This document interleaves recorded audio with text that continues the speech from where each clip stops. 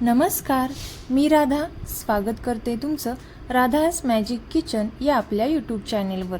तर आज आपण पाहणार आहोत संकष्टी चतुर्थी विशेष गुळ आणि आंब्याचे मोदक कसे बनवायचे। अवघ्या 10 मिनिटांमध्ये तयार होणारे हे मोदक। चला तर मग रेसिपीला सुरुवात करूया।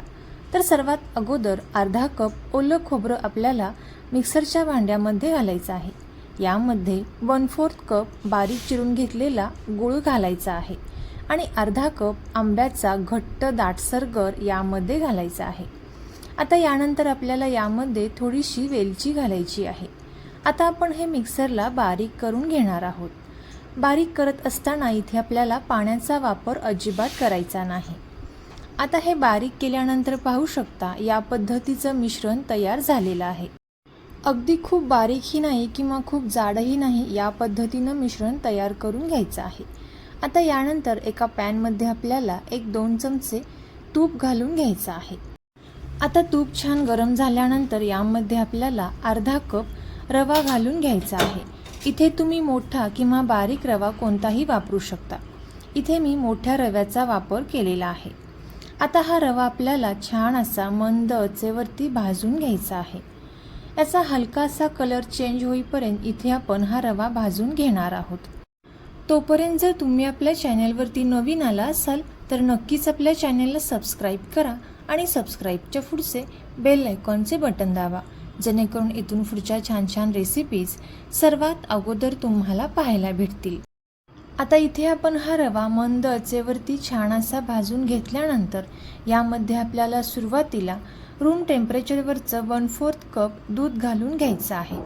सुरुवातीला इथे आपल्याला एकदम जास्त दूध यामध्ये घालायचं नाही। आता दूध घातल्यानंतर गॅसचा फ्लेम इथे आपल्याला कमीच ठेवायचा आहे आणि हे चांगलं मिक्स करून घ्यायचं आहे। दूध या रव्यामध्ये पटकन भिजलं जातं आणि मिश्रण हे या पद्धतीचं तयार होतं। एक 5 मिनिटांपर्यंत आपल्याला हे एकसारखं मिक्स करत राहायचं आहे। आता हे मिक्स करून झाल्यानंतर आपण हे बारीक करून घेतलेलं संपूर्ण मिश्रण यामध्ये घालून घ्यायचं आहे। आता संपूर्ण मिश्रण यामध्ये घालून घेतल्यानंतर आपण हे चांगलं मिक्स करून घेणार आहोत। मोदक तर तुम्ही बऱ्याचदा करत असाल, पण असे झटपट आंब्याचे मोदक तुम्ही कधीच केले नसतील। चवीला अतिशय अप्रतिम छान लागणारे हे मोदक तुम्ही सुद्धा नक्की ट्राय करून पहा।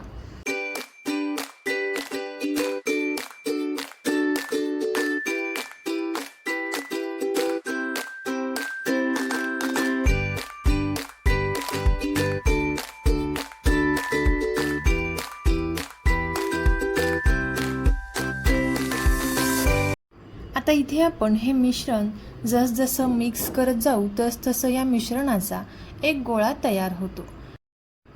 आता हे चांगलं मिक्स करून घेतल्यानंतर याच मिक्सरच्या भांड्यामध्ये मी अगदी थोडंसं दूध घातलेलं आहे आणि हे पुन्हा एकदा इथे आपण चांगलं मिक्स करून घेतलेलं आहे। लक्षात ठेवा, दुधाचा वापर इथे आपल्याला जास्त करायचा नाही।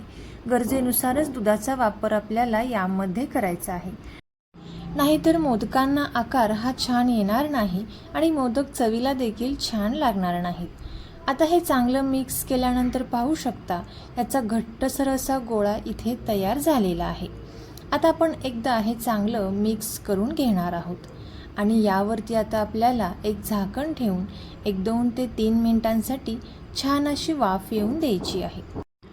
तर तुम्ही रेसिपी इथपर्यंत पाहत आलाच आहात तर नक्कीच या रेसिपीला लाईक करा आणि चॅनेलला सबस्क्राईब करायला अजिबात विसरू नका। आता एक छान वाफ आल्यानंतर इथे छान असं मिश्रण तयार झालेलं आहे। पाहू शकता रवा देखील छान असा फुललेला आहे। आता लगेचच इथे आपल्याला मोदक तयार करायला घ्यायचे आहेत। इथे मी एका चमच्यामध्ये थोडंसं तूप गरम करून घेतलेलं आहे।